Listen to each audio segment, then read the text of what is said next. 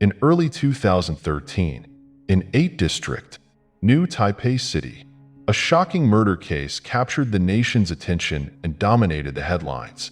This wasn't just any ordinary crime. The killer had struck with brutal precision, and the victim was none other than an elderly billionaire couple, living a life most people could only dream of. The police launched a thorough investigation, unraveling a chain of dramatic events, puzzling clues, an enigmatic witness who surfaced the night before the murder, and a coffee shop frequented by the victims, where some seemed to know more than they let on.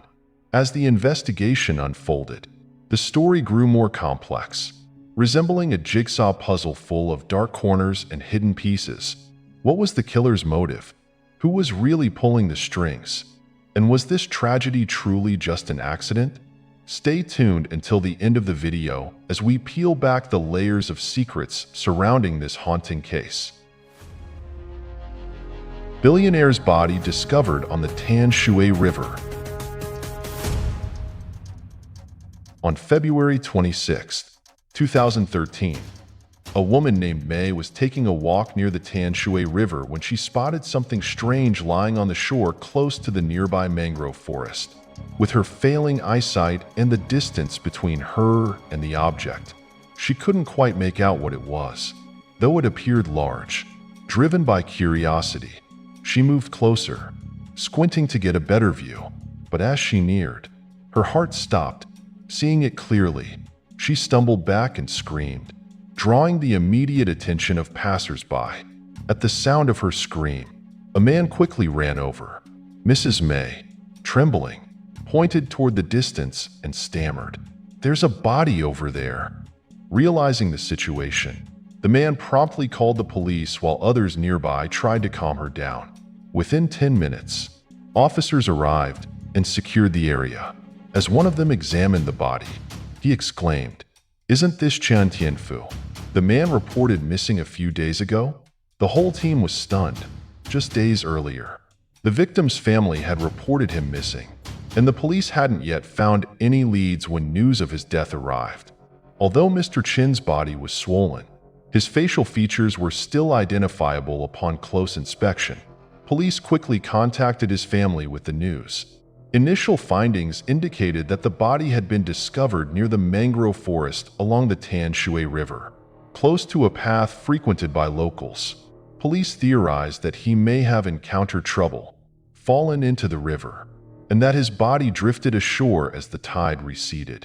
Mr. Chin's body bore numerous wounds, but it was difficult to determine by sight alone if they were inflicted by a weapon or the result of sharp rocks and protruding tree roots along the mangrove shoreline. Prolonged submersion in water had caused the wounds to deteriorate, making visual assessment challenging. Upon examination, police noted that the victim's clothing was still relatively new and neatly arranged, suggesting he may have visited an important location before his death. He wasn't carrying many valuables, yet he still wore a gold-plated watch on his wrist, and his shoes remained intact. This led investigators to rule out a robbery and instead consider the possibility of an accident. Officers continued to search the river and surrounding banks, but found no further evidence. As word spread, a growing crowd of locals gathered, partially obstructing the investigation. For the moment, police's initial conclusion was that Mr. Chen Tianfu might have slipped into the water due to the slippery terrain. The mysterious disappearance of his wife. After Mr. Chin's body was transported for forensic examination, his family quickly arrived at the police station. They immediately inquired about the whereabouts of Mrs. Zhang Chuiping, Mr. Chin's wife, who had also been missing since the night of February 16th. Meanwhile, the investigation team was questioning locals when a significant tip emerged. On the evening of February 25th, the day before Mr. Chen Tianfu's body was discovered, a witness claimed to have seen 2 individuals burning paper money along the Tan Shui River. In Chinese culture, burning paper money for the deceased is not unusual, so the witness had paid it little mind and continued home. The police immediately began seeking information about these two individuals, checking surveillance cameras in the area. However, the mangrove shoreline was unmonitored, and cameras in nearby residential areas did not cover the location. Although no footage was available, the police persisted in questioning locals to find anyone who might have observed anything unusual that evening. Besides investigating Mr. Chen's death, the police were under pressure to locate his wife, Mrs. Zhang Chuiping. At this point, her status, whether alive or deceased, remained unknown. Consequently, the investigation team divided into two units, one to continue the search for Mrs. Zhang, and the other to delve deeper into Mr. Chen's case. The next day, police received a significant lead. A woman had attempted to use Mrs. Zhang's bank card at a branch in Zhonghua to withdraw money, but she was unsuccessful due to incorrect password entries. She then approached the teller for assistance but was denied, as her appearance was markedly different from the identification on file. Immediately, the investigative team found itself divided. Some suspected Mrs. Zhang might have orchestrated the crime, possibly arranging her husband's death and sending someone disguised as herself to withdraw funds as a means of throwing off the police. Others, however, including many team members and Mr. Chen's family, leaned towards the theory that the couple had been murdered for their assets. But why did the second theory gain more traction? Let's pause to consider Mr. and Mrs. Chen Tianfu's background. Perhaps you'll draw some insights. The billionaire family and their adopted daughter. Mr. Chen Tianfu, born in 1934, was a wealthy businessman and former professor at Tokusoku University in Japan. He owned 2 uninhabited islands in Okinawa, Japan, and several properties worth millions in Taiwan. His wife, Mrs. Zhang Chuiping, born in 1956, was an associate professor at Sin Trine University and owned jewelry worth nearly 40 million TWD. The couple resided in a grand villa in New Taipei's District 8. Although childless, they were beloved by extended family and close relatives. In their later years, they enjoyed traveling together, frequenting a local cafe, and attending various social gatherings. With such a lifestyle, it seemed unlikely that Mrs. Zhang would harm her husband. By February 27th, after the failed bank transaction, police expanded their team, reviewing security cameras in the area but finding no additional leads. At that moment, the team investigating the couple's social connections uncovered a new clue from a distant relative of Mr. Chen. After accumulating significant wealth, Mr. Chen had retired, sold his business and residence in Japan, and relocated to a quiet villa along the Tanshui River with his wife, the very area where his body was found. This relative revealed that the couple often visited a nearby cafe, the only one in the area, and that years ago, they had taken in a young woman who worked there as their adopted daughter. Acting on this tip, the police headed straight to Momo Coffee, a mere 130 meters from where Mr. Chen's body had been found. They first spoke with the cafe's manager, Tanny Han, born in 1985.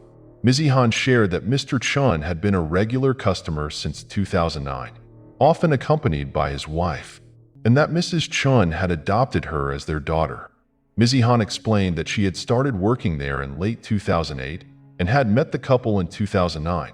Since they were regulars, she frequently chatted with them. They once inquired about her family and learned that Ms. Han faced financial hardships. Her father had passed away. Her sister was studying abroad, and her mother struggled alone in Kaohsiung.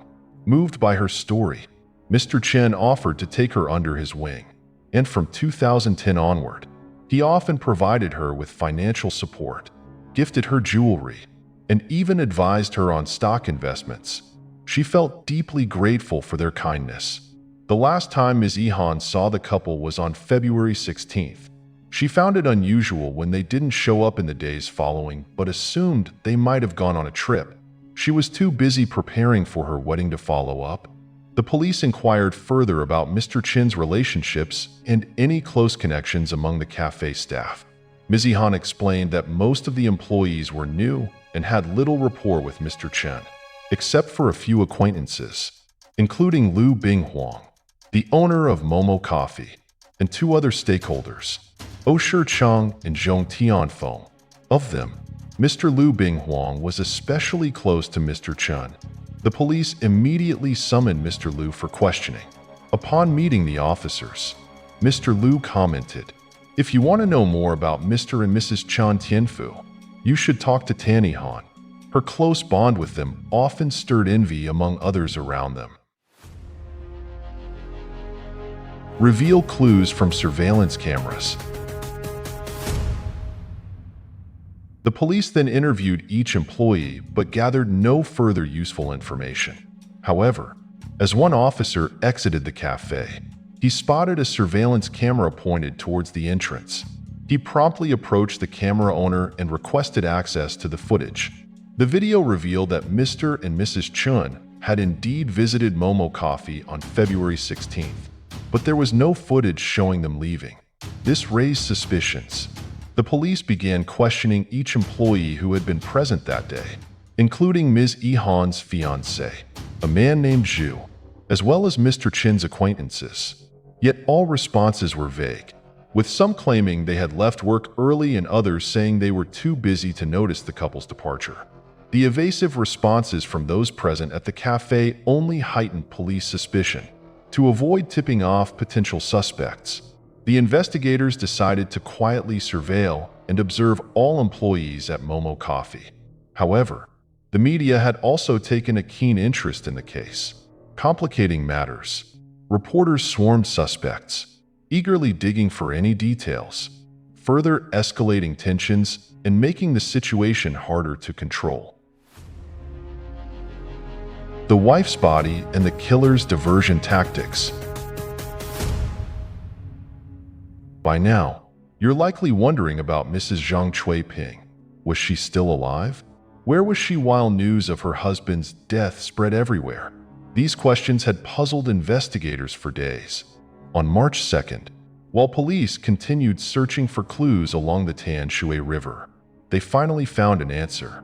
Near the mangrove edge and marshalling close to a bike trail on the river's left bank, an officer stumbled upon a woman's body. The search team quickly gathered, and although no official identification was made yet, they all suspected it was Mrs. Zhang Chuiping. Forensic examination later confirmed the body was indeed Mrs. Zhang.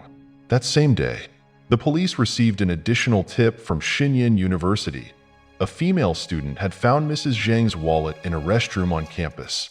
It seemed the killer had tried to mislead the investigation but hadn't succeeded. Identifying the prime suspects. At this point, the employees of Momo Coffee were the primary suspects, 11 in total, including 6 staff members, Tanny Han's fiancé, Mr. Zhu, the cafe owner, and 2 shareholders.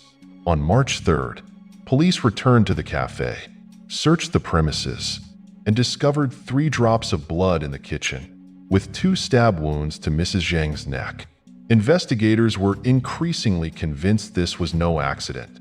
On March 4th, following the autopsies, forensic experts concluded that both husband and wife had been thrown into the river after being sedated, rendering them unable to resist. Mrs. Zhang's body showed several deep, 6-centimeter stab wounds in her back and lungs, along with 2 open cuts on her neck. Initially, police had thought Mr. Chin's injuries were from underwater obstacles, but they were now believed to be inflicted by the killer. Traces of sedatives were found in both of their stomachs, suggesting they had been drugged before being discarded into the Tanshui River. Still, the question of the killer's identity loomed.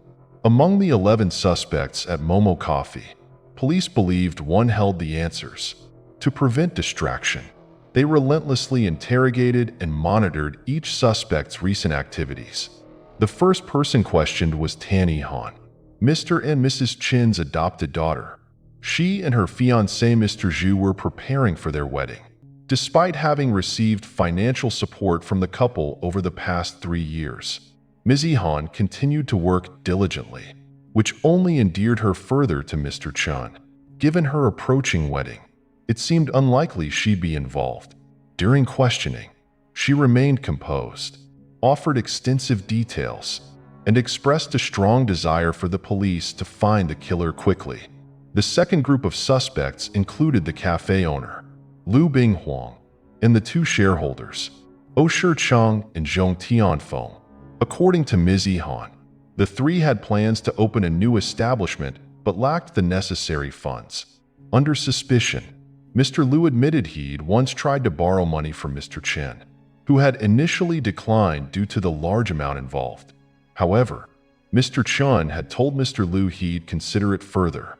Mr. Liu, along with Mr. Cheng and Mr. Feng, all claimed alibis for the day of the Chen's disappearance. Police also questioned other cafe employees, but since none had close ties to the victims, they provided little useful information. Without concrete evidence, the police had no choice but to release everyone, though they placed them all under tight surveillance. The investigation's intensity increased when the media began pressing, adding immense pressure on the detectives. Reporters interviewed everyone in and around Momo Coffee, even asking Ms. Tan Yihan about the Chen's habits.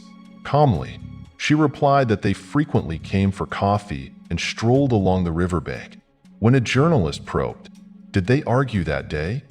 Ms. Yihan simply responded that nothing unusual had happened. The media's constant presence added a new layer of difficulty for the police, as they now also had to contend with mounting public scrutiny. Summary of key events in the case. Evening of February 16th, 2013. Mr. Chen Tianfu and Mrs. Zhang Chui Ping visit Momo Coffee, then disappear. February 20th. The family reports Mr. Chen and Mrs. Zhang missing to the police. Night of February 25th. A witness reports seeing two people burning paper money by the Tanshui River. February 26th. Mr. Chen's body is found on the banks of the Tanshui River, 130 meters from the cafe. Initially, the police suspect he may have slipped and fallen into the water. February 27th. A woman impersonating Mrs. Zhang attempts to withdraw money with her bank card but fails due to an incorrect password. March 2nd. Mrs. Zhang's body is discovered near the Tanshui River. Her wallet is found in a restroom at Xiqin University, suggesting an attempt to mislead the investigation. March 3rd. Police search Momo Coffee and find 3 drops of blood in the kitchen. March 4th. Autopsy reveals both victims were dead before being thrown into the river, with severe injuries. Revealing the identity of the imposter. Around 7 a.m. on March 6th, a journalist observed Osher Cheng and Zhong Tianfeng cleaning the cafe's baking room early in the morning, raising police suspicions. Later that day, the bank investigation revealed the impersonator's identity. When shown photos of the cafe's employees, a bank staff member immediately identified Tan Yihan as the woman who attempted the withdrawal. Police quickly suspected Yihan as the killer and considered that Osher Cheng and Zhong Tianfeng might have helped her dispose of evidence. That afternoon, the police descended on Momo Coffee to arrest Tan Yihan. Despite the accusations, Yihan remained calm, denied involvement, and expressed gratitude toward the Chens, denying any motive to harm them. Upon Yihan's arrest, cafe owner Liu Binghuang, who was reviewing accounts, expressed disbelief to his wife, wondering if the police were mistaken. But soon, he, too, would be dragged into the scandal. At the station, Yihan held her composure, but the police were skeptical. They showed her autopsy photos of the victims. Upon seeing them, Yihan lost her composure, becoming nauseous and tearful, repeatedly apologizing. After regaining her composure, Yihan began to confess. Tan Yihan's deceptive confession, an unresolved mystery. Yihan admitted that Mr. Chen Tianfu had frequented the cafe and intended to take her under his wing. However, Liu Binghuang had recently faced financial difficulties and knew the Chins were wealthy. Together with shareholders Oh Shi-chung and Zhong Tianfeng, he devised a scheme to kill them for money. Lured by the prospect of a substantial payout, Yihan agreed to join the plot. She disclosed that on the evening of February 16th, she invited the couple to the cafe, where she secretly laced their drinks with sedatives. Once Mrs. Zhang was unconscious, they forced her into a car, demanding her bank card's password. When she refused, Yihan admitted to killing her. Mr. Huang and his accomplices then moved the bodies to a rented house in District 3, owned by Feng. When the family reported the Chins missing, the four conspirators met and decided to dispose of the bodies along the Tanshui River, close to the cafe, on February 26th and March 2nd. On March 7th at around 4 a.m., as Liu Binghuang opened the cafe, he was greeted by flashing lights and reporters' questions. Why did you kill Qin Tianfu and his wife? Shocked, he struggled to process his sudden status as a suspect. At the station, Huang greeted his shareholders, also in custody, only to be reminded by police not to discuss the case. Later, police brought Huang face-to-face with Yihan, who avoided eye contact. Outside, news outlets were ablaze with Yihan's confession. She alleged that the Chins' deaths were the result of the owner's greed and admitted to her role in the murder, claiming she was merely a worker acting under orders from the cafe's management. Yihan also confessed to burning paper money at the river to apologize to the deceased, a detail matching a witness's account of someone burning offerings by the river before Mr. Chin's body was found. The cafe owner also confirmed Yihan's story, saying he had indeed seen her and a man, identified as Liu Binghuang, performing the ritual. With Yihan's testimony, the witness's confirmation, and evidence that Huang and the others had turned off their phones for extended periods, police and media alike were convinced that Yihan couldn't have acted alone. Without direct evidence, Taiwanese media began speculating and implicating the cafe's three owners as the main culprits, fueling public outrage and increasing pressure on investigators. Liu Binghuang and his family were stunned by his sudden suspect status, especially after cooperating with the investigation. Despite Yihan's accusations against Huang and the other shareholders, police had no conclusive evidence to support her claims. Relying solely on her side of the story, police searched for surveillance footage around the area but found no recordings of Liu Binghuang or others burning paper money or engaging in any suspicious activities. No weapons or blood-stained clothing were found near the cafe either. Surprisingly, the next day, Tan Yihan retracted her confession, claiming that her initial admission had been coerced by police, accusing her superiors. As a result, Liu Binghuang and the two shareholders were granted bail and temporarily released. Back home, Liu Binghuang, shocked by his newfound status as a suspect, turned to social media to explain the situation, only to receive harsh criticism from netizens who believed he was the culprit. Determined to prove his innocence, he decided to conduct his own investigation. Reviewing cafe surveillance footage, he discovered clear images of Tan Yihan meeting the victims on the night of February 16th. Additionally, he found a pearl necklace and ring in Yihan's workspace, which, upon sharing with the victim's family, were confirmed to belong to Mrs. Zhang. On April 2nd, Liu Binghuang submitted all evidence to the police, and he, along with the two shareholders, was formally cleared of suspicion. On April 12th, the Shilin District Prosecutor's Office indicted Tan Yihan on 5 charges, including robbery, murder, embezzlement, theft, bodily harm, and impersonation. Tan Yihan keeps changing his testimony, which is the truth. Following her initial failed attempt to incriminate others, Tan Yihan repeatedly changed her story, each time adding a new version.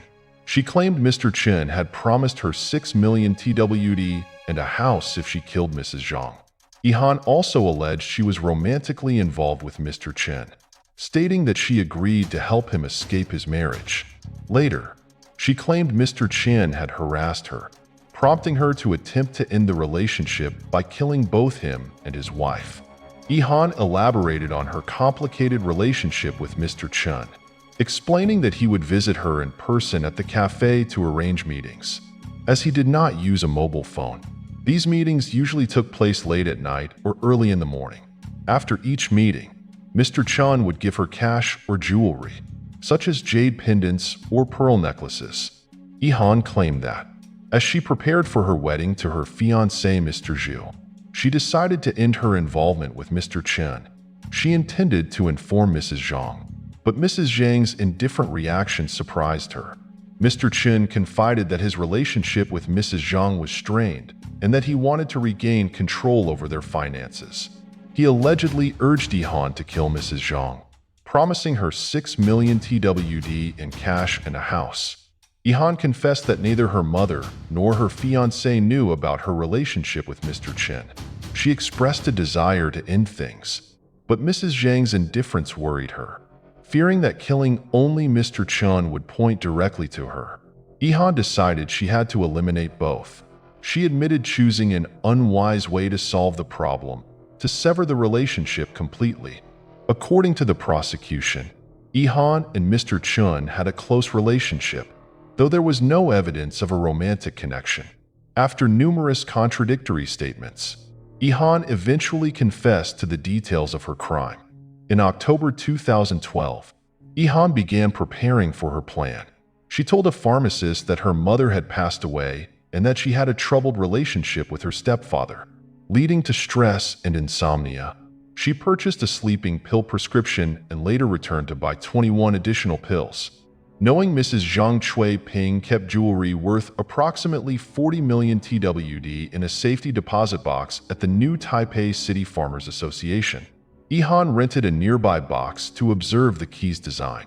A week before the crime, she drugged Mr. Chen at his home in an attempt to access Mrs. Zhang's safe, but her efforts failed. In early 2013, to gain access to Mrs. Zhang's safe keys, Ihan signed up for Mrs. Zhang's yoga class, adjusting her schedule to match Mrs. Zhang's. Eventually, she obtained the key, but her attempt to access the safe was denied as she lacked ID. The fatal night of February 16th. After repeated failures to seize assets, Ihan decided to move forward with her plan. She invited Mr. and Mrs. Chen to a birthday celebration for Liu Bing Huang's youngest son, though the party had actually taken place the previous week. Upon arrival, the couple noticed the absence of festivities, and Liu Bing Huang, by way of apology, offered them 2 cans of homemade beer before leaving. Ihan also served them drinks. By 7:30 p.m., Mrs. Zhang began feeling dizzy, prompting Mr. Chen to ask Ihan to help take his wife home. By 8:30 p.m., Mr. Chen, now heavily intoxicated, was also escorted by Ihan through the cafe's back door. Instead of taking them home, Ihan transported them to the mangrove area by the Tanshui River. Her plan was to leave them at the riverbank before the tide rose, allowing the rising water to drown them, framing the incident as an accidental fall into the river. Unexpectedly, Mr. Chen awoke earlier than anticipated, having ingested an insufficient dose of sleeping pills. He weakly questioned Ihan's actions. Realizing her plan was exposed, Ihan drew a prepared fruit knife and attacked him, repeatedly stabbing him and covering his mouth to prevent cries for help. After Mr. Chen died, she turned to Mrs. Zhang, using the same knife to stab her in the neck and chest until she too stopped breathing. After murdering Mr. Chen and Mrs. Zhang, Tan Ihan dragged their bodies to the riverbank, allowing the rising tide to submerge them, leaving the scene with Mrs. Zhang's wallet. Ihan was covered in mud and blood. To avoid suspicion, she changed into a clean outfit she had prepared earlier in the employee waiting room. When a staff member asked, she explained she'd accidentally fallen in the water while dumping coffee grounds by the river. The next day, Ihan put on a wig, dressed in Mrs. Zhang's clothing. applied aged makeup, and carried her bank card and ID to a bank, successfully withdrawing 350,000 TWD. Once Ihan was identified as the perpetrator, reconstructing the crime was straightforward thanks to numerous witnesses, including her yoga instructor, the taxi driver who took her to the bank, and bank employees. Their testimonies created a solid chain of evidence. The trial and unanswered questions. Arrested in March 2013, Tan Ihan gave 4 different versions of her confession. Initially, she claimed her boss had orchestrated the murder and that she was merely following orders. Later, she asserted that both she and her boss were uninvolved and that police had coerced her into fabricating evidence. On April 15th, she changed her story again, alleging that Mr. Chen intended to kill Mrs. Zhang, and she, trying to end her relationship with Chen, killed them both. Finally, in her May 21st court appearance, she confessed to acting alone but insisted she had a special relationship with Mr. Chen. To prove it, she described physical marks on his body, such as liver spots and scars, but forensic reports found no such marks, further undermining her credibility.